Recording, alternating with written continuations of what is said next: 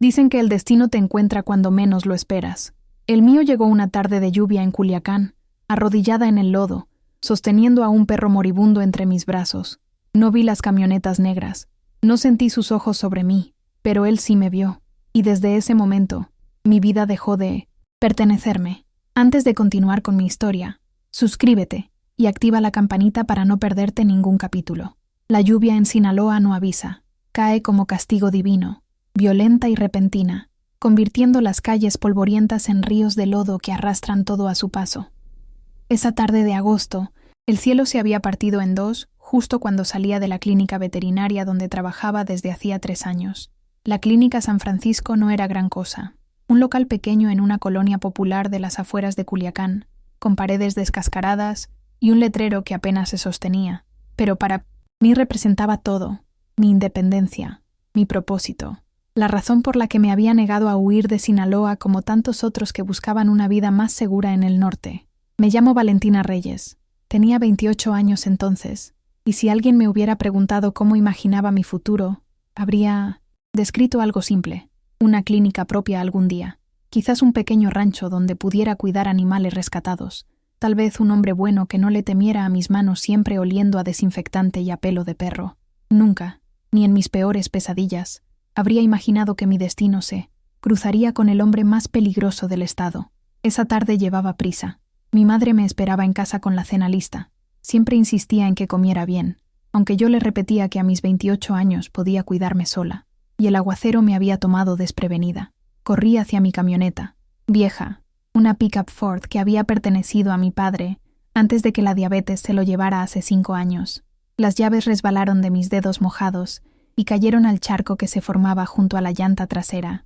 «Maldición», murmuré, agachándome para buscarlas en el agua turbia. Fue entonces cuando lo escuché, un gemido débil, casi ahogado por el estruendo de la lluvia contra el metal y el concreto. Me quedé inmóvil, con las llaves ya en la mano, el agua escurriendo por mi cara y empapando mi bata de trabajo. El sonido venía de detrás de los contenedores de basura que separaban el Clinton Saintus, estacionamiento de la clínica del terreno baldío contiguo. Debí haberme subido a la camioneta. Debí haber arrancado y conducido a casa, donde mi madre me esperaba con caldo de pollo y las noticias de la noche que siempre veíamos juntas.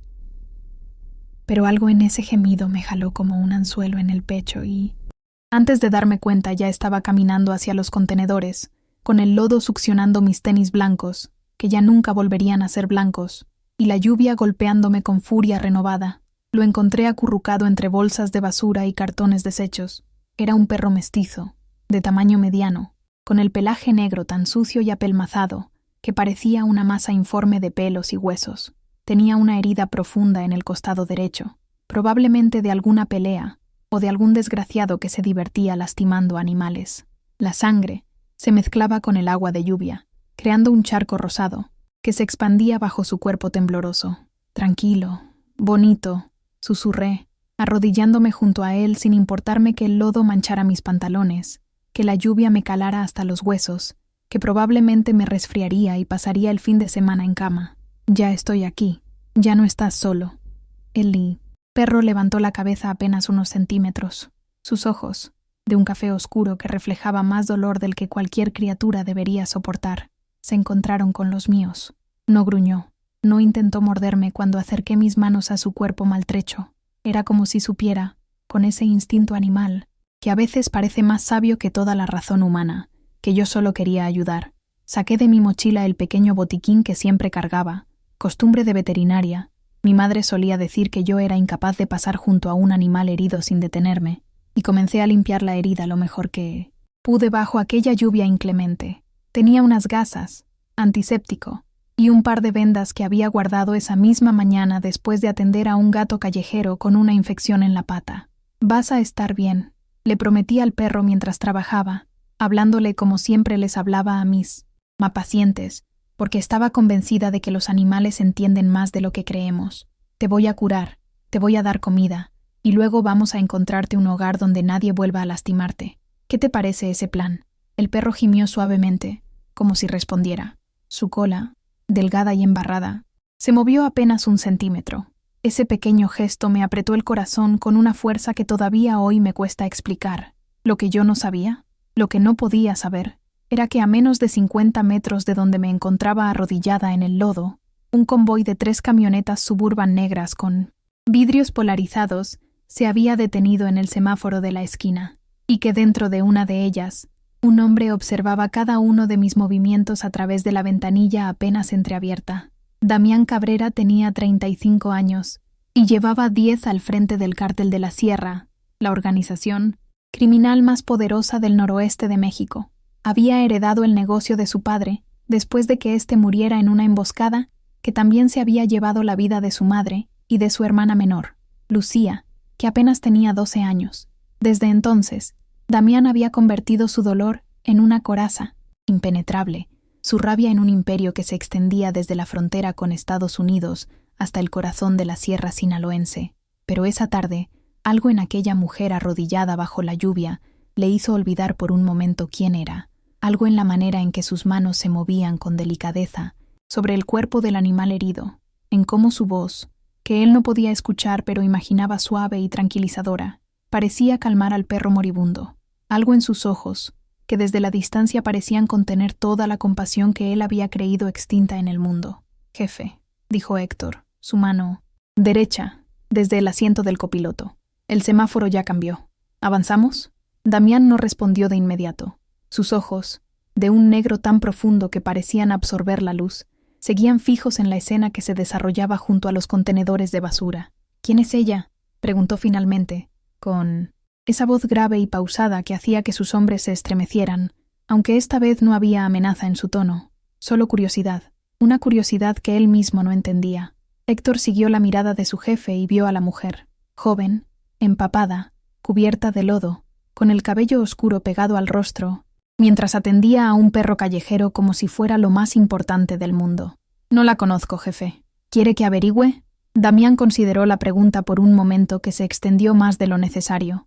La lluvia seguía cayendo con fuerza, y la mujer había sacado algo de su mochila, comida, tal. «¿Ves?», y se lo ofrecía al perro con una sonrisa que él pudo adivinar incluso desde la distancia. «No», dijo finalmente, «pero quiero que la vigilen, discretamente, que no se enteren de nada. Solo quiero saber quién es, dónde vive, si tiene familia. Y Héctor, sí, jefe, protéjanla, siempre. Si alguien se le acerca con malas intenciones, si alguien la amenaza, si alguien le toca un solo cabello, quiero saberlo, y quiero que se encarguen de eso». Héctor parpadeó, confundido. En todos los años que llevaba trabajando para Damián Cabrera, nunca lo había visto interesarse por nadie fuera de su círculo inmediato, y mucho menos por una desconocida que alimentaba perros bajo la lluvia. «¿Puedo preguntar por qué, jefe?» Damián finalmente apartó la mirada de la mujer.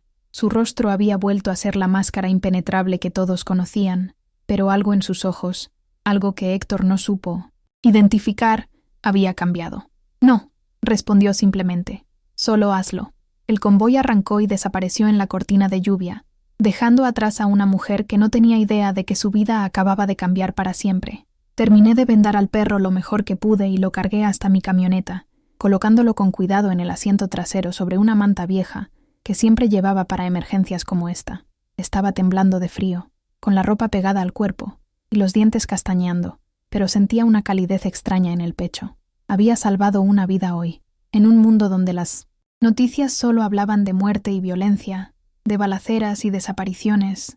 Yo había hecho algo bueno. «Te voy a llamar Trueno», le dije al perro mientras arrancaba la camioneta, «porque te encontré en medio de la tormenta, y porque algo me dice que vas a traer muchos truenos a mi vida».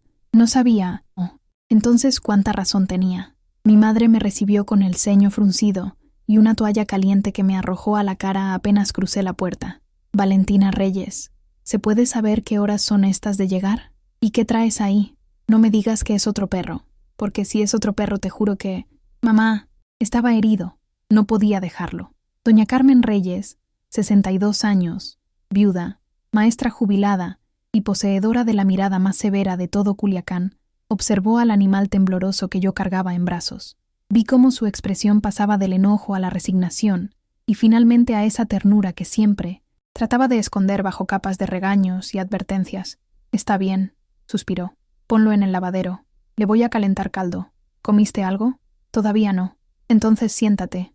Hay pozole en la estufa. Esa noche, mientras comía pozole y veía a mi madre preparar una cama improvisada para Trueno con mantas viejas y cojines, sentí una paz que no sabía que necesitaba. La lluvia seguía cayendo afuera, pero dentro de nuestra pequeña casa, todo era calor y seguridad. No tenía idea de que al otro lado de la ciudad, en una mansión rodeada de guardias armados, un hombre que había ordenado más muertes de las que podía contar estaba sentado frente a una chimenea, pensando en una mujer que alimentaba perros bajo la lluvia. Las semanas siguientes transcurrieron con normalidad aparente. Trueno se recuperó más rápido de lo que esperaba, y lo que comenzó como un rescate temporal se convirtió, como siempre, en una adopción permanente. Mi madre fingía quejarse, pero yo la sorprendía todas las noches, dándole sobras de la cena a escondidas y hablándole con esa voz dulce que reservaba para sus nietos, que no existían, y para los animales que yo insistía en rescatar. El trabajo en la clínica continuaba como siempre: vacunas, esterilizaciones, emergencias ocasionales. El doctor Mendoza, mi jefe, era un hombre mayor que se acercaba a la jubilación y que me había prometido que algún día me dejaría el negocio si conseguía reunir el dinero suficiente para comprárselo. Era mi sueño más preciado, y cada peso que ahorraba iba destinado a ese futuro que imaginaba brillante y tranquilo. Pero había algo diferente, algo que no podía explicar, pero que sentía como una presión constante en la nuca, como la sensación de ser observada. Al principio lo atribuía a la paranoia que cualquier persona desarrolla viviendo en Sinaloa, donde las historias de secuestros y extorsiones eran tan comunes como el clima. Pero con el paso de los días, la sensación se intensificó. Noté cosas pequeñas al principio. Una camioneta negra que parecía estar siempre estacionada cerca de la clínica cuando llegaba por las mañanas y que desaparecía antes de que yo saliera. Un hombre de traje oscuro que vi 2 veces en la taquería donde almorzaba, sentado siempre en la misma mesa, siempre solo, siempre mirando hacia ninguna parte en particular.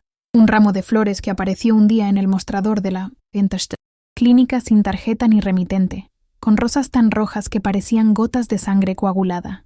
«Tienes un admirador secreto», bromeó Lupita, la recepcionista, cuando vio las flores, pero algo en su perfume intenso, algo en la perfección casi obscena de sus pétalos, me hizo sentir más inquietud que halago. Las tiré esa misma tarde, diciéndome a mí misma que era una tontería, que probablemente eran de algún cliente agradecido que había olvidado dejar una nota. Pero esa noche soñé con ojos negros que me observaban desde la oscuridad, y desperté con el corazón latiendo tan fuerte que tardé varios minutos en convencerme de que estaba a salvo en mi propia habitación. El primer encuentro real ocurrió exactamente 3 semanas después de aquella tarde lluviosa. Era domingo, mi único día libre, y había convencido a mi madre de acompañarme al mercado de la Colonia Centro. Me gustaba ir temprano, cuando los puestos todavía estaban frescos, y las señoras regateaban con esa intensidad que solo existe en los mercados mexicanos. Compramos mangos, aguacates, chiles serranos y 1 kilo de carne para el asado que mi madre quería preparar para el cumpleaños de mi tía Esperanza. Fue cuando pasábamos frente a un puesto de artesanías que lo vi por primera vez. Estaba parado junto a una columna del mercado, con las manos en los bolsillos de un pantalón de vestir oscuro y una camisa blanca arremangada hasta los codos. No vestía como los narcos que aparecían en las noticias, con cadenas de oro y botas de piel de víbora. Su elegancia era diferente, sobria, contenida, casi profesional, pero había algo en su postura, algo en la manera en que la gente a su alrededor parecía darle un espacio extra sin siquiera darse cuenta, que me hizo entender inmediatamente que no era un hombre común, y me estaba mirando, directamente, sin disimulo. Nuestros ojos se encontraron por un segundo, que pareció extenderse hasta el infinito. Los suyos eran negros, tan negros que no podía distinguir dónde terminaba el iris y comenzaba la pupila. Había algo en ellos que me hizo pensar en pozos sin fondo, en noches sin luna, en secretos que nunca deberían ser revelados. Sentí un escalofrío recorrer mi columna a pesar del calor húmedo del mercado. «¿Valentina?» La voz de mi madre me sacó del trance. «¿Qué miras?» Parpadeé y volví a buscar al hombre junto a la columna. Ya no estaba. «Nada, mamá». Creí ver a alguien conocido, pero sabía que no era cierto. Nunca había visto a ese hombre en mi vida, y sin embargo, algo en la profundidad de sus ojos me resultaba extrañamente familiar, como si nos hubiéramos conocido en otra vida, en otro sueño. en otra realidad donde las reglas eran diferentes. Esa noche, mientras cenábamos quesadillas frente al televisor, las noticias locales abrieron con una nota que hizo que se me atorara el bocado en la garganta.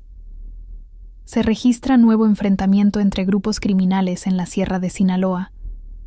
Las autoridades reportan al menos 12 muertos y sospechan la participación del Cártel de la Sierra, liderado por el escurridizo Damián Cabrera, cuyo rostro sigue siendo desconocido para las fuerzas del orden. La imagen que apareció en pantalla era borrosa, tomada aparentemente desde lejos con un teleobjetivo. Mostraba a un hombre de espaldas, con camisa, blanca arremangada hasta los codos, parado junto a lo que parecía ser una camioneta negra. Mi corazón dejó de latir por un segundo. Era él, el hombre del mercado. Ese Cabrera es el diablo encarnado, murmuró mi madre, santiguándose 3 veces. Dicen que mató a su propio tío para quedarse con él. Cártel, que no tiene corazón, que es peor que todos los que vinieron antes de él. Yo no respondí, no podía, porque en ese momento, con una certeza helada que se instaló en mi estómago como una piedra, comprendí que el hombre que me había mirado en el mercado, el hombre de los ojos negros como pozos, sin fondo, era Damián Cabrera, y de alguna manera que no podía explicar, supe que me había estado buscando, que me había encontrado, y que mi vida, tal como la conocía, estaba a punto de terminar. Los días siguientes fueron una tortura de normalidad forzada.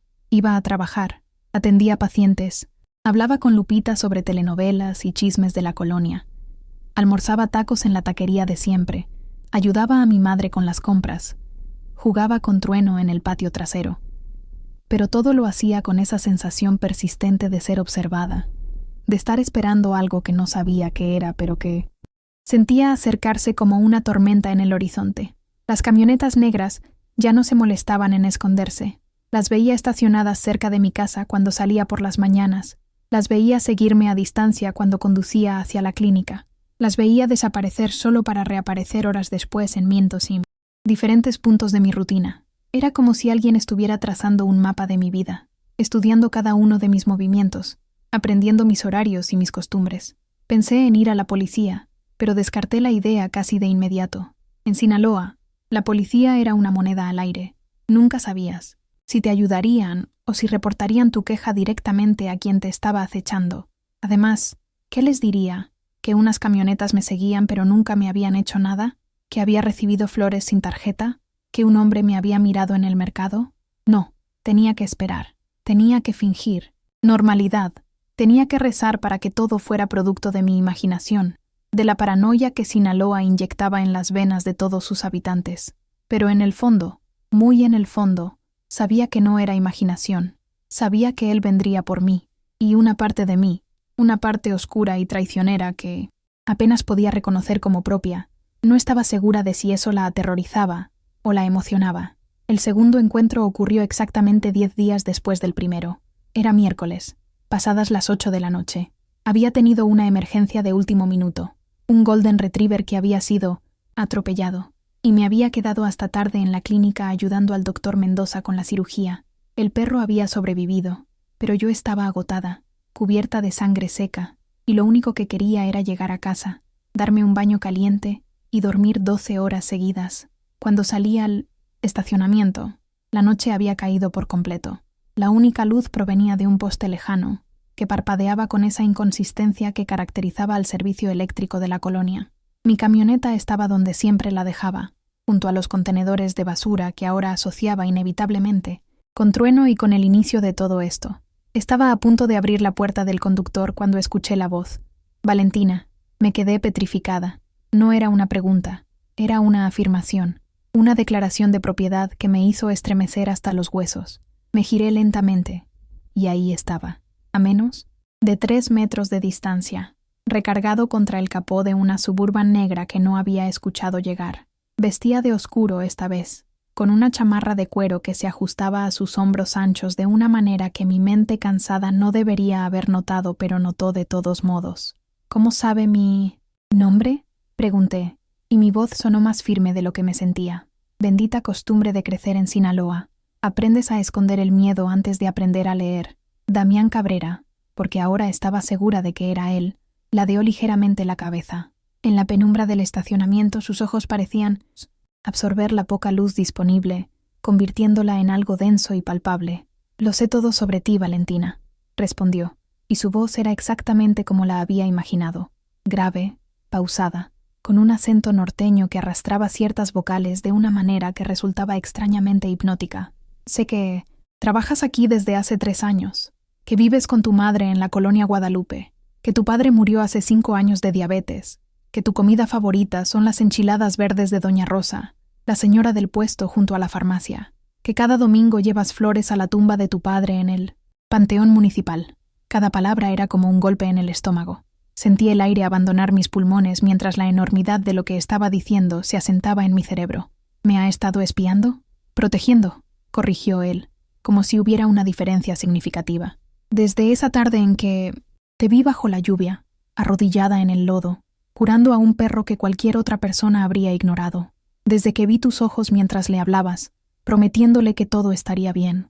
Desde ese momento, Valentina, no he podido sacarte de mi cabeza. Debería haber corrido. Debería haber gritado. Debería haber hecho cualquiera de las cosas que una mujer sensata haría al encontrarse sola en un estacionamiento oscuro con el líder del cártel más peligroso del estado. Pero no hice ninguna de esas cosas. En lugar de eso, pregunté, ¿por qué? Y vi algo cambiar en sus ojos. Una grieta minúscula en esa fachada de control absoluto. Una sombra de algo que parecía casi humano. «Porque hace mucho tiempo que no veía bondad verdadera», respondió. «Porque en mi mundo, la compasión es debilidad y la debilidad es muerte. Porque cuando te vi alimentar a ese animal moribundo, cuando vi que te importaba más su sufrimiento que tu propia comodidad, recordé que alguna vez existió un mundo diferente. Un mundo donde mi madre cantaba mientras cocinaba y mi hermana reía mientras perseguía mariposas en el jardín». Su voz se había endurecido en las últimas palabras, cargada de un dolor tan profundo que pude sentirlo en mi propia piel. «Su madre y su hermana», empecé, recordando lo que había escuchado en las noticias.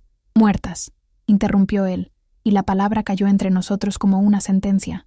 «Hace 10 años, por mi culpa, porque no fui lo suficientemente fuerte, lo suficientemente rápido, lo suficientemente despiadado para protegerlas.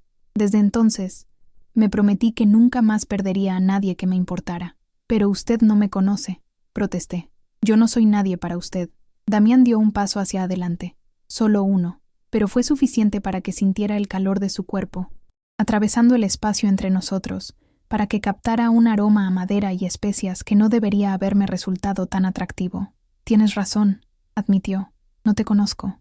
No todavía. Pero quiero conocerte, Valentina. Quiero saber por qué arriesgas tu ropa y tu salud por un perro callejero. Quiero saber qué sueñas cuando cierras los ojos. Quiero saber si existe, aunque sea una posibilidad, de que alguien como tú pueda mirar a alguien como yo, sin ver solo al monstruo que todos creen que soy». Cada palabra era una trampa. Cada palabra era una promesa. Cada palabra era un paso más hacia un abismo, del que sabía que no podría regresar. «Soy veterinaria», dije, porque era lo único que podía decir, lo único que tenía sentido en un momento donde nada tenía sentido. «Cuido animales. Es lo que hago». «Lo sé», respondió él, y una sombra de sonrisa cruzó sus labios por primera vez. «Por eso te necesito. Hay una niña, la hija de uno de mis hombres que murió hace un mes. Se llama Sofía, tiene 8 años. No habla desde que mataron a su padre frente a ella, y lo único que la tranquiliza son los animales. Tiene un perro viejo, enfermo. Los veterinarios que he consultado dicen que no hay nada que hacer, pero yo no acepto eso. Necesito que lo examines. Necesito que intentes salvarlo. Y si no puedes salvarlo, necesito que al menos le des a esa niña la oportunidad de despedirse». No era lo que esperaba. De todas las cosas que podría haberme pedido, y mi imaginación había conjurado escenarios cada vez más oscuros, esta era quizás la más inesperada. «¿Una niña?», repetí. «Sofía», confirmó. «Vive en la casa de su abuela, en un pueblo de la sierra. Puedo llevarte allá y traerte de vuelta en el mismo día. Nadie tiene que saber. Nadie tiene que enterarse. Pero necesito que vengas. Necesito que la ayudes». Había algo en su voz cuando hablaba de la niña, algo que no cuadraba con la imagen del monstruo despiadado que pintaban las noticias. Una ternura contenida, casi dolorosa, que me hizo preguntarme cuánto de lo que sabía, o creía saber, sobre Damián Cabrera, era verdad y cuánto era leyenda. «¿Por qué yo?», pregunté.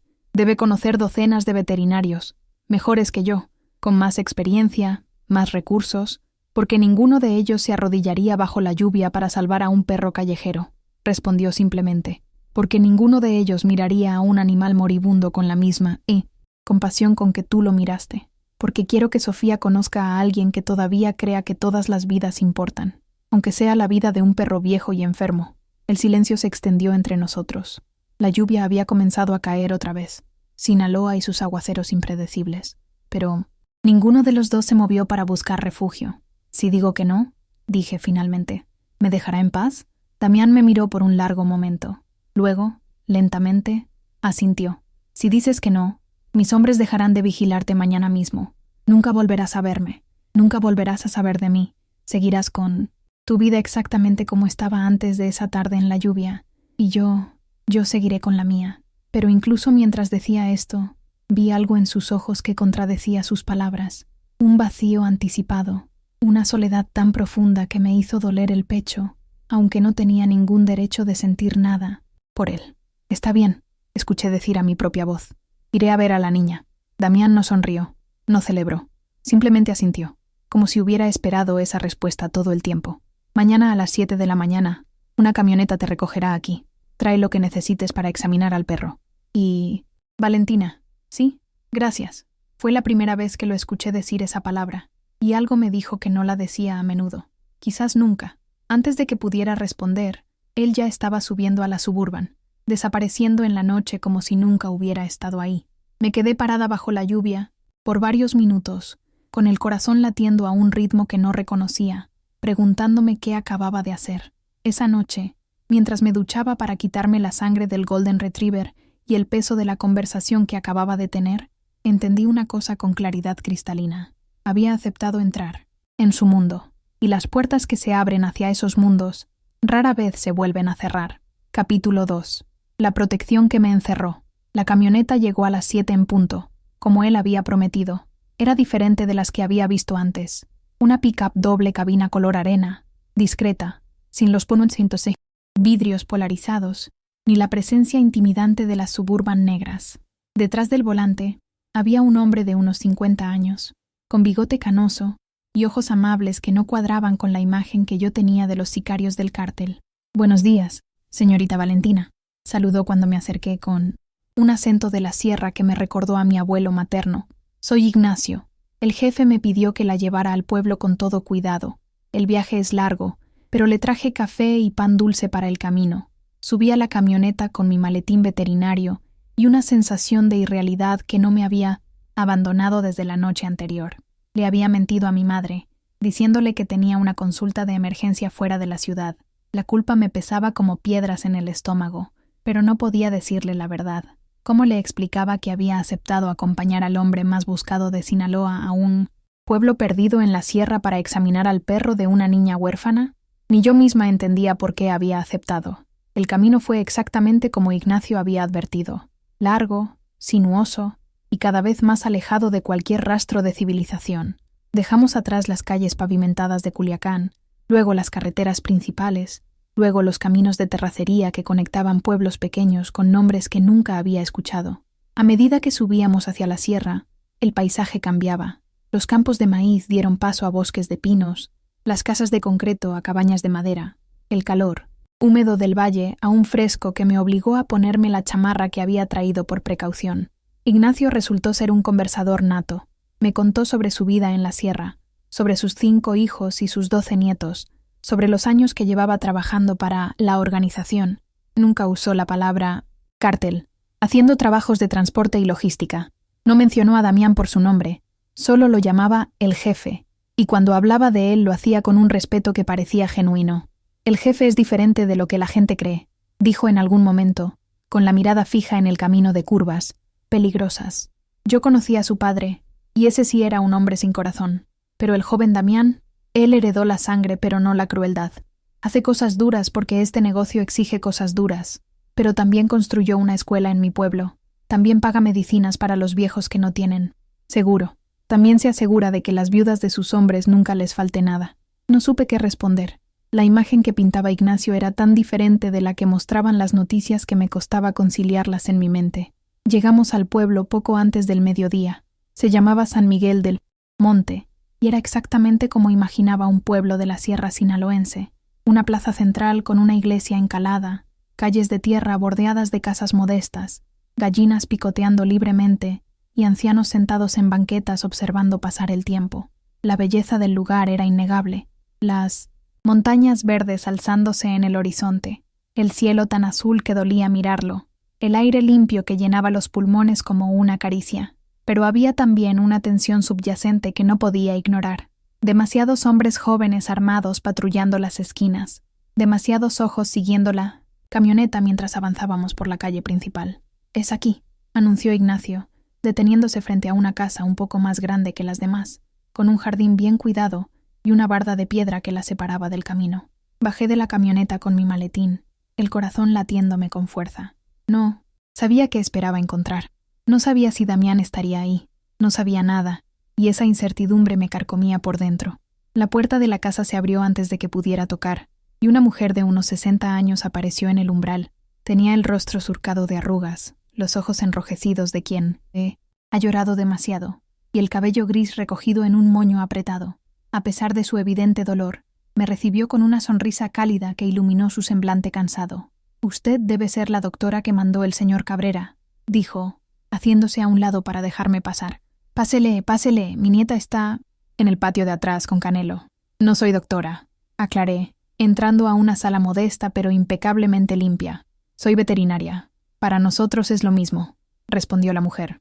«Soy María, la abuela de Sofía. ¿Gusta un vaso de agua? ¿Algo de comer? Hice tamales esta mañana». Le acepté el agua más por cortesía que por sed, y mientras la seguía por la casa hacia el patio trasero, mis ojos catalogaban cada detalle. Los muebles eran viejos pero bien cuidados. Las paredes estaban decoradas con fotografías familiares y estampas religiosas. Un altar a la Virgen de Guadalupe ocupaba una esquina de 1910. La sala, rodeado de veladoras y flores frescas. Era una casa de gente humilde, de gente trabajadora, de gente que no elegía nacer en una región controlada por el narcotráfico. El patio era pequeño, con un limonero en el centro y macetas de geranios bordeando las paredes. Y ahí, sentada en el suelo, junto a una casita de perro hecha de madera, estaba Sofía. La niña me quitó el aliento. Tenía el cabello largo y oscuro recogido en 2 trenzas despeinadas, la piel morena salpicada de pecas, y los ojos más tristes que había visto en mi vida, grandes, expresivos, de un café claro que parecía contener todo el dolor del mundo. Estaba abrazando a un perro viejo, un labrador mezclado con algo más, probablemente golden, que yacía a su lado con la cabeza en su regazo. El animal respiraba con dificultad, su pelaje antes dorado ahora opaco y sin brillo, sus ojos nublados por la edad y la enfermedad. «Sofía, mija», dijo la abuela en voz baja, «esta señorita es veterinaria. Vino a ver a Canelo». La niña levantó la vista hacia mí. No dijo nada. Según me habían dicho, no había hablado desde la muerte de su padre, pero en su mirada pude leer una pregunta silenciosa. «¿Vas a salvarlo?»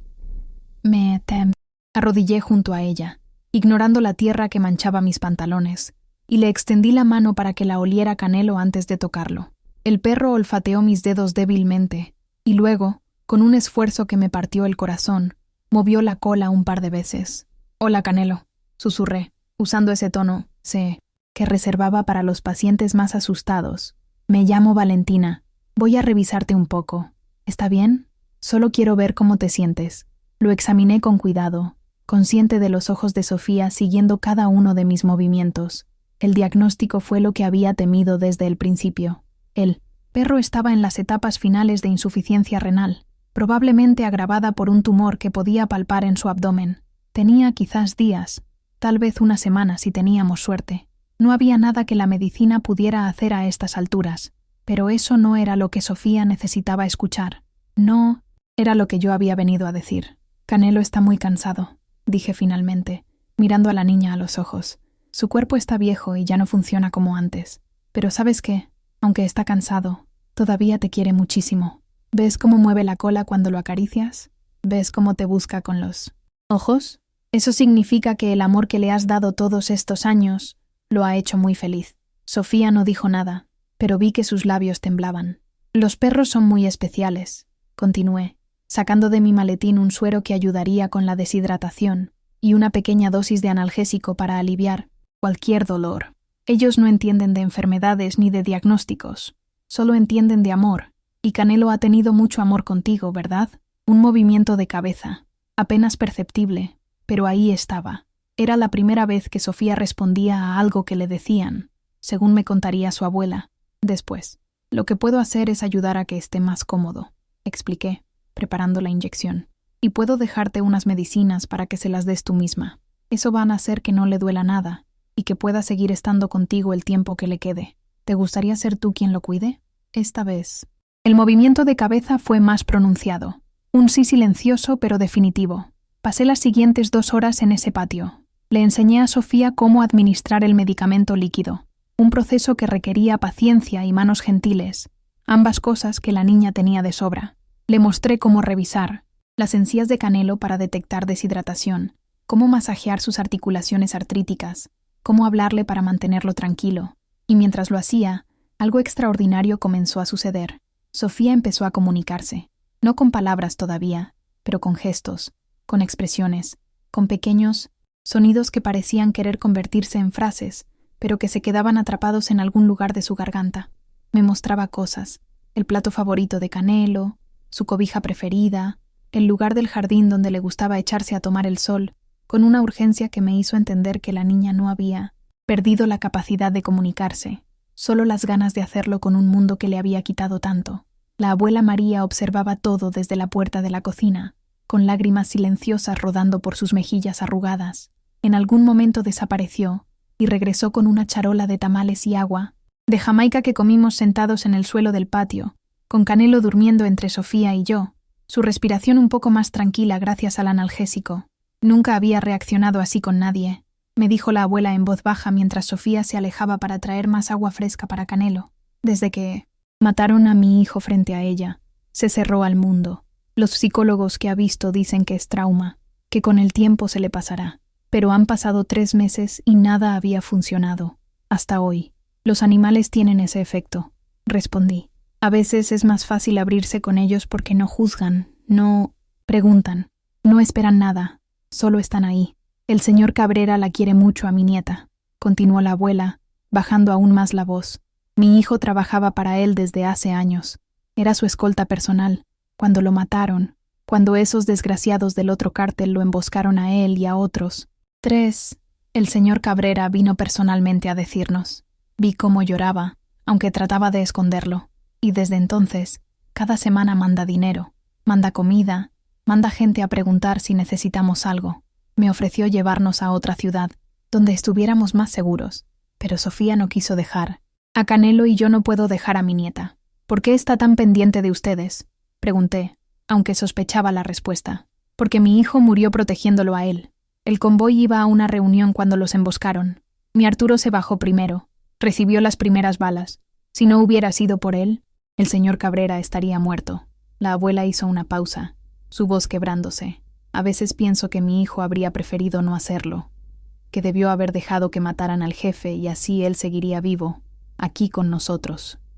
Pero luego recuerdo cómo era mi Arturo, cómo siempre ponía a los demás antes, que a él, y sé que hizo lo que tenía que hacer, solo que el precio fue muy alto. No supe qué responder. ¿Qué podía decir frente a un dolor tan inmenso, tan injusto, tan absolutamente devastador? Fue entonces cuando escuché el ruido de las camionetas afuera, varias, a juzgar por el sonido. El rostro, de la abuela cambió de inmediato, no de miedo, sino de una especie de reverencia nerviosa, y Sofía corrió desde el otro lado del patio para esconderse detrás de mi espalda. «Es el señor Cabrera», anunció María alisándose el delantal. Dijo que vendría a ver cómo iba todo. Mi corazón dio un vuelco. Traicionero. 1 minuto después, Damián Cabrera cruzó la puerta del patio. Vestía casual esta vez. Jeans oscuros, camisa de manga larga gris, botas de trabajo que se veían usadas, y llevaba algo en las manos que tardé un momento en identificar. Un oso de peluche pequeño, marrón, con un listón rojo. Alrededor del cuello. Se detuvo al verme arrodillada junto a Canelo, con Sofía todavía escondida detrás de mi cuerpo. Sus ojos, esos pozos negros que me perseguían en sueños, encontraron los míos durante un segundo que pareció eterno, y luego se movieron hacia la niña. «Hola, pequeña», dijo, y su voz, y Era completamente diferente de la que había usado conmigo en el estacionamiento. Más suave, más vulnerable, como si la coraza que llevaba puesta se derritiera frente a esa niña de 8 años que había perdido demasiado. «Te traje algo». Sofía no se movió de detrás de mi espalda. Damián no pareció ofendido ni sorprendido. Se agachó lentamente, quedando a la altura de la niña, y colocó el oso de peluche en el suelo frente a él. «Era de mi hermana», dijo, y escuché la verdad cruda en sus palabras. Se llamaba Lucía. Tenía 12 años cuando murió. Este oso era su favorito. Se llamaba Tomás y dormía con ella todas las noches. Pensé que tal vez te gustaría cuidarlo por ella. El silencio que siguió fue tan denso que podía sentirlo en la piel. Vi los ojos de Sofía, visibles sobre mi hombro, fijos en el oso de peluche, luego en Damián, luego de vuelta en el oso. Y entonces lentamente, la niña salió de detrás de mí. Caminó los pocos pasos que la separaban de Damián, con una cautela que me recordó a los animales rescatados cuando se acercan por primera vez a una mano humana. Se agachó, recogió el oso, lo apretó contra su pecho, y luego, con un movimiento que nadie esperaba, rodeó el cuello de Damián con sus brazos y lo abrazó. Vi algo quebrarse en el rostro de ese hombre. Vi la máscara caer, aunque solo fuera por un instante. Vi el dolor inmenso, la culpa devastadora, el amor feroz que no sabía cómo expresar. Vi sus brazos cerrarse alrededor del cuerpo pequeño de Sofía con una delicadeza que contradecía todo lo que sabía de él. Y sentí, con una claridad que me asustó, que estaba presenciando algo sagrado, algo íntimo, algo que no me correspondía ver pero que de alguna manera había sido invitada a presenciar. Cuando Sofía finalmente se separó, Damián tenía los ojos brillantes de lágrimas no derramadas. Se levantó rápidamente, recomponiendo su expresión, pero ya era demasiado tarde. Yo había visto. Yo sabía. El monstruo de las noticias tenía un corazón destrozado latiendo bajo su coraza de hierro. «¿Cómo está Canelo?», preguntó, dirigiéndose a mí con una voz que intentaba ser profesional, pero que todavía temblaba ligeramente en los bordes. Le expliqué el diagnóstico, las limitaciones, lo que podía hacer para que el perro estuviera cómodo el tiempo que le quedaba. Damián escuchó en silencio, asintiendo ocasionalmente, sus ojos alternando entre mí y Sofía, que ahora acariciaba a Canelo con una mano, mientras apretaba al oso Tomás con la otra. «Haré que traigan los medicamentos que necesite», dijo cuando terminé. «Y si hay algo más, cualquier cosa, solo tienes que decirlo. Lo que Sofía necesite, lo tendrá. Lo que Sofía necesita, no se puede comprar», respondí, sorprendiéndome a mí misma con mi franqueza. «Necesita tiempo, necesita paciencia, necesita un espacio seguro donde pueda procesar lo que le pasó a su ritmo, y necesita a Canelo, aunque no sea por mucho tiempo». Damián me miró con una intensidad que me hizo sentir expuesta, como si pudiera ver más allá de mis palabras hasta los pensamientos que ni siquiera yo reconocía. «¿Y tú?», preguntó. «¿Qué necesitas tú, Valentina?». La pregunta me tomó desprevenida. Nadie me preguntaba lo que necesitaba, ni mi madre, que asumía que mi bienestar dependía de encontrar un buen marido, ni el doctor Mendoza, que asumía que lo único que quería era heredar su clínica, ni mis amigas, que asumían que mi vida estaba perfecta, porque tenía un trabajo estable y no vivía en zonas de conflicto. «No lo sé», admití, y la honestidad de mi respuesta me asustó. No había pensado en eso. «Piénsalo», dijo. «Damián, y cuando tengas una respuesta, dímelo». Antes de que pudiera responder, Sofía tiró de la manga de su camisa. Damián bajó la mirada hacia ella, y la niña señaló primero a Canelo, luego a mí, y finalmente a él, con una serie de gestos que parecían querer decir algo que las palabras no podían expresar. «¿Quieres que la doctora vuelva a visitar a Canelo?», interpretó Damián. Sofía asintió enfáticamente, y luego hizo algo que, según me contaría la abuela después, no había hecho desde la muerte de su padre. Sonrió. Fue una sonrisa pequeña, fugaz, rota en los bordes, pero estaba ahí, un primer rayo de luz atravesando meses de oscuridad. «Entonces volverá», prometió Damián, mirándome con una pregunta silenciosa en los ojos. ¿Qué podía decir? ¿Cómo podía negarme? «Volveré», confirmé. «La semana que viene, si está bien para ustedes». El viaje de regreso a Culiacán fue silencioso. Ignacio parecía entender que necesitaba procesar lo que había visto y vivido, y se limitó a conducir sin hacer conversación. Miraba por la ventanilla, mientras el paisaje cambiaba de nuevo, los pinos dando paso al maíz, las montañas al valle, el fresco al calor húmedo que caracterizaba mi ciudad. Llegamos a la clínica poco antes del atardecer. Ignacio se despidió con la misma cortesía con la que me había recibido esa mañana, y me quedé parada en el estacionamiento por varios minutos, tratando de convencerme de que todo había sido real, de que no había soñado el viaje a la sierra, la niña muda que había sonreído, el hombre peligroso que lloraba por su hermana muerta. Esa noche, en mi cama, con Trueno dormido a mis pies, pensé en la pregunta de Damián. ¿Qué necesitaba? Y por primera vez en mucho tiempo, no tuve una respuesta fácil. La siguiente semana estableció un patrón que se convertiría en mi nueva normalidad. Cada miércoles, Ignacio me recogía en la clínica a las 7 de la mañana y me llevaba a San Miguel del Monte. Pasaba el día con Sofía y Canelo, monitoreando la salud del perro, que se deterioraba lentamente pero sin dolor gracias a los medicamentos, y construyendo una relación con la niña que se sentía más significativa que cualquier cosa que hubiera hecho en mi carrera. Sofía seguía sin hablar, pero su comunicación no verbal se había vuelto tan expresiva que las palabras parecían innecesarias. Me mostraba dibujos que hacía de Canelo, de su padre, de un cielo azul con nubes, que parecían ángeles. Me llevaba de la mano por el pueblo, señalando sus lugares favoritos, la tiendita donde su padre le compraba paletas de limón, el árbol donde una vez vio un colibrí posarse, la iglesia donde su abuela la llevaba a prender veladoras, y cada semana, sin falta, Damián aparecía. Así, veces llegaba temprano, cuando todavía estaba revisando a Canelo. Otras veces llegaba tarde, cuando ya estaba preparándome para irme, pero siempre llegaba, y siempre encontraba un momento para hablar conmigo, aunque fuera brevemente. Nuestras conversaciones eran extrañas, no seguían ningún patrón. Lógico, no tenían un propósito claro, no llevaban a ninguna conclusión. Él me preguntaba sobre mi trabajo, sobre mis pacientes, sobre mi vida antes de que nuestros caminos se cruzaran. Yo le preguntaba sobre el pueblo, sobre las montañas, sobre cualquier cosa que no fuera el negocio que todo el mundo sabía que controlaba pero que nadie mencionaba en voz alta.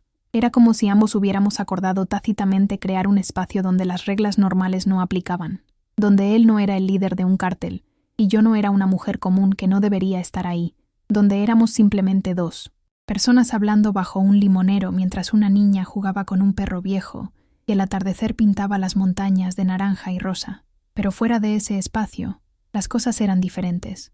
Las camionetas seguían apareciendo cerca de mi casa, cerca de la clínica, en los lugares donde almorzaba y compraba.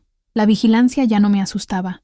Me había acostumbrado a ella de una manera que debería haberme preocupado, pero tampoco la entendía del todo. ¿Por qué seguía protegiéndome cuando ya estaba cooperando voluntariamente?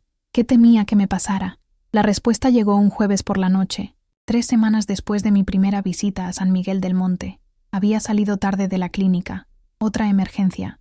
Esta vez un gato que había sido envenenado intencionalmente por un vecino, y estaba agotada. Solo quería llegar a casa, comer lo que mi madre hubiera preparado, y dormir hasta el día siguiente. No presté atención a la camioneta que se detuvo junto a mí cuando pasaba frente a un callejón oscuro. No escuché las puertas abrirse hasta que fue demasiado tarde. 3 hombres me rodearon antes de que pudiera gritar. Uno me tapó la boca con una mano que olía a cigarrillo y sudor. Otro me sujetó los brazos por detrás con una fuerza que prometía hematomas. El tercero se quedó parado frente a mí, su rostro oscurecido por la sombra, pero sus ojos brillando con una maldad que me heló la sangre. «Así que tú eres la putita del Cabrera», dijo, y su voz tenía el acento de alguien que no era de Sinaloa, Sonora, quizás, o Chihuahua. «¿Qué te parece si le mandamos un mensaje, A ver si así entiende que hay territorios que no debe tocar». El miedo me paralizó como nunca nada lo había hecho. Pensé en mi madre esperándome en casa. Pensé en Trueno ladrando alegremente cuando me escuchara. Llegar. Pensé en Sofía esperando mi visita del próximo miércoles. Pensé en todas las cosas que todavía quería hacer, las vidas que quería salvar, los animales que quería cuidar. Y pensé en Damián, en sus ojos negros mirándome en el mercado, en su voz prometiendo protección, en su pregunta, ¿qué necesitas tú?, resonando en mi cabeza. Todo esto pasó en menos de un segundo. Y entonces, el caos estalló. Los vi llegar antes de que los hombres que me sujetaban pudieran reaccionar. Sombras rápidas saliendo de la oscuridad. Silencios mortales transformados en movimiento brutal. Escuché disparos. 2, 3, 4, pero amortiguados, como si vinieran de muy lejos.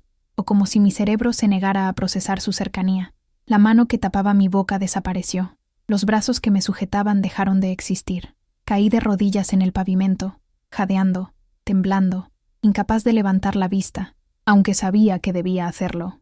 Valentina, su voz, su maldita voz que se había convertido en un ancla, en una promesa, en algo que no tenía palabras para describir. Levanté la mirada. Damián estaba parado frente a mí, su camisa blanca manchada de sangre que yo sabía que no era suya, una pistola, todavía humeando en su mano derecha. Detrás de él, los 3 hombres yacían inmóviles en el suelo. No necesitaba acercarme para saber que estaban muertos. ¿Estás herida?, preguntó, y su voz era una mezcla de furia controlada y preocupación desesperada. Negué con la cabeza, incapaz de hablar. Damián guardó el arma y se arrodilló frente a mí. Sus manos, las mismas que acababan de matar a 3 hombres, tomaron mi rostro con una delicadeza que me hizo querer llorar. «Te dije que te protegería», murmuró. «Te dije que nadie te tocaría, pero fallé. Llegaron a ti, te pusieron las manos encima, y eso...» Su voz se quebró ligeramente. «Eso nunca me lo voy a perdonar. No es tu culpa», logré decir, aunque mi voz sonaba como si viniera de muy lejos. «Tú no...» «Sí es mi culpa», interrumpió. «Tú estás en peligro por mi culpa, porque te vi bajo la lluvia y no pude dejar de mirarte, porque te traje a mi mundo aunque sabía que era un error, porque soy tan egoísta que quise tenerte cerca aunque sabía que eso te destruiría». Sus palabras me golpearon con la fuerza de una confesión que iba más allá de la protección, más allá de la gratitud, más allá de cualquier cosa que hubiera esperado. «Damián, debería dejarte ir», continuó, como si no me hubiera escuchado. «Debería borrarte la memoria, hacer que olvides todo, que sigas con tu vida como si nunca nos hubiéramos conocido. Sería lo correcto, lo seguro, lo humano. ¿Y por qué no lo haces?». La pregunta salió de mis labios antes de que pudiera detenerla, y vi la respuesta en sus ojos antes de que la pusiera en palabras. «Porque no puedo», admitió. «Porque cuando te miro, veo algo que creía muerto en mí. Porque cuando hablas, escucho una canción que había olvidado que existía. Porque te necesito, Valentina, de una manera que no entiendo, que me asusta, que contradice todo lo que soy y todo lo que hago. Te necesito como necesito respirar. Y soy demasiado cobarde para dejarte ir». El silencio que siguió fue absoluto. Ni siquiera la ciudad parecía atreverse a hacer ruido. Debí haberme levantado y corrido. Debí haber aprovechado ese momento de vulnerabilidad para escapar, para irme a casa, para pretender que nada de esto había pasado. Pero no lo hice. En cambio, levanté mi mano y la coloqué sobre su pecho, justo donde podía sentir el latido furioso de su corazón. «Yo también tengo miedo», susurré, «pero ya es demasiado tarde para correr, ¿verdad?». Damián cerró los ojos por un segundo, y cuando los abrió de nuevo, vi algo que podría haber sido esperanza. «Sí», dijo, «ya es demasiado tarde». Y en ese momento, con 3 cadáveres a nuestras espaldas y la sangre todavía fresca en su camisa, comprendí que mi vida nunca volvería a ser la misma. Había cruzado una línea que no sabía que existía, y no había forma de regresar. Los días siguientes fueron una montaña rusa de emociones que no sabía cómo procesar. Damián insistió en que me mudara temporalmente a una casa de seguridad mientras sus hombres investigaban quién había ordenado el ataque y cómo habían logrado acercarse tanto a mí. Me negué. No podía abandonar a mi madre, no podía dejar el trabajo, no podía desaparecer de mi vida sin dar explicaciones que no tenía palabras para formular. El compromiso al que llegamos fue complicado. Durante el día mi rutina continuaba casi como antes. La clínica, los pacientes, los almuerzos en la taquería de siempre, pero ahora había guardias, siempre. 2 hombres que me seguían a todas partes con una discreción que no lograban del todo, que se paraban en esquinas cercanas, que revisaban cada callejón y cada calle, antes de que yo pasara por ahí. Mi madre notó los cambios. «¿Por qué hay siempre una camioneta estacionada frente a la casa?», preguntó un día, con esa mirada suspicaz que solo las madres mexicanas dominan. «Es el servicio de seguridad de la clínica», mentí. «Ha habido robos en la zona y el doctor...». Mendoza contrató vigilancia. No me creyó. Lo vi en sus ojos, pero no insistió, quizás porque tenía miedo de escuchar la verdad. Las noches eran lo más difícil. Pasaba horas despierta, mirando el techo, pensando en Damián, en sus palabras, en la manera en que me había mirado mientras confesaba. Necesitarme, ¿Qué significaba eso? ¿Qué esperaba de mí? ¿Qué esperaba yo de él? No teníamos respuestas, no teníamos futuro, no teníamos nada que se pareciera a una relación normal. Y sin embargo, cuando pensaba en dejarlo ir, en cortar todo contacto, en volver a la vida segura y predecible que había tenido antes de aquella tarde lluviosa, algo se resistía, algo que se sentía como una cadena invisible atándome a él, como un hilo rojo del destino que se negaba a romperse. El miércoles siguiente, cuando Ignacio vino a recogerme para el viaje a San Miguel del Monte, encontré a Damián esperándome, junto a la camioneta. «Voy contigo», anunció, sin dar explicaciones. El viaje fue diferente esa vez. Damián iba en el asiento de atrás conmigo, no en una camioneta separada como había hecho otras veces que coincidimos en el pueblo. Su presencia llenaba el espacio de una manera que me ponía nerviosa y emocionada a partes iguales. Hablamos poco durante el camino. Él miraba por la ventanilla, perdido en pensamientos que no compartía. Yo miraba mis manos, tratando de ordenar los míos, pero en algún momento, sin que ninguno de los dos lo planeara, su mano encontró la mía en el asiento entre nosotros. No la tomó con fuerza, no la apretó, solo la dejó ahí, su palma caliente contra mi piel fría, sus dedos rozando los míos con una delicadeza que contrastaba brutalmente con la violencia que yo sabía que era capaz de ejercer. Y así viajamos durante 3 horas, en silencio, con las manos apenas, tocándose, con la tensión construyéndose como una tormenta que se niega a desatarse. Cuando llegamos al pueblo, Sofía nos esperaba en la puerta de su casa, y por primera vez desde que la conocí, la niña corrió hacia nosotros, no hacia mí, hacia Damián. Lo abrazó con esa confianza total que solo los niños saben dar, y él la levantó en brazos con una sonrisa que transformó su rostro por completo. Ya no era el líder del cártel, el hombre peligroso, el monstruo de las noticias. Era simplemente alguien que quería a esa niña con una fiereza que me robaba el aliento. «Canelo amaneció mejor hoy», dijo la abuela María, apareciendo detrás de Sofía. Comió un poco de pollo que le preparé y hasta caminó por el patio. Era una buena noticia, aunque yo sabía que era temporal.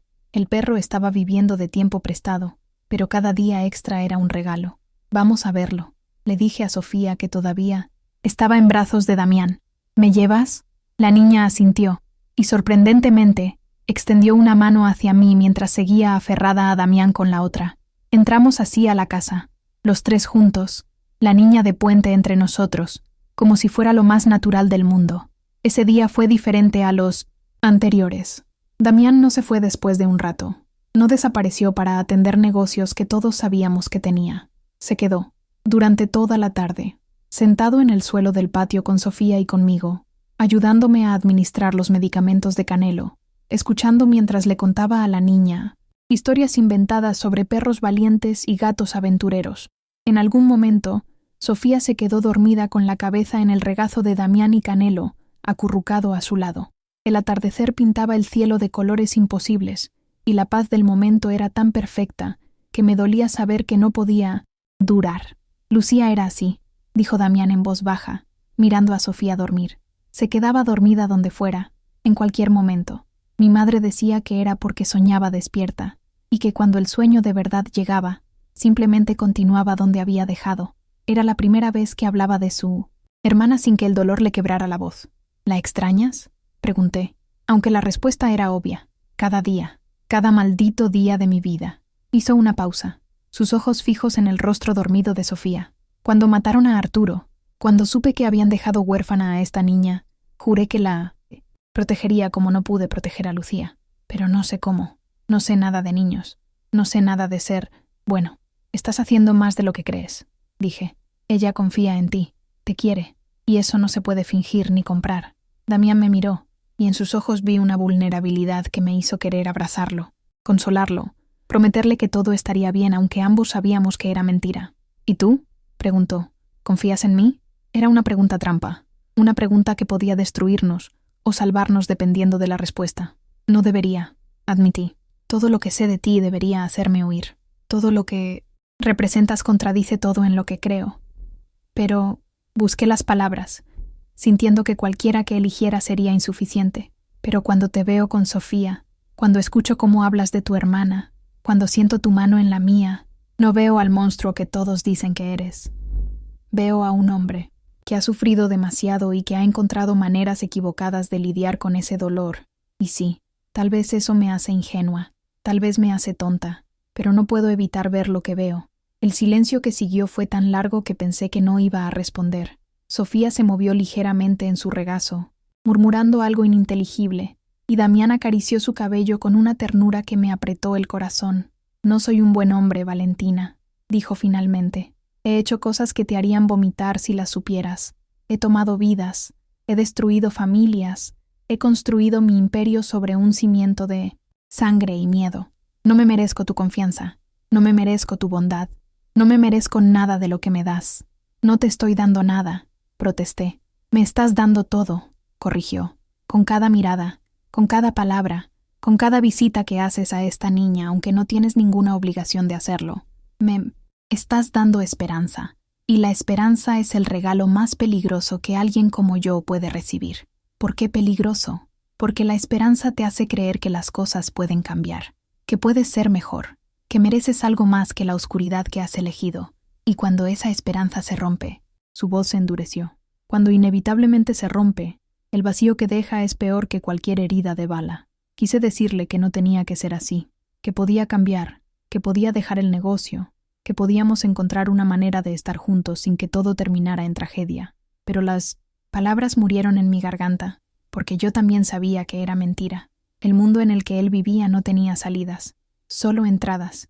«¿Qué somos, entonces?», pregunté. «¿Qué es esto que está pasando entre nosotros?». Damián extendió su mano libre y la colocó en mi mejilla.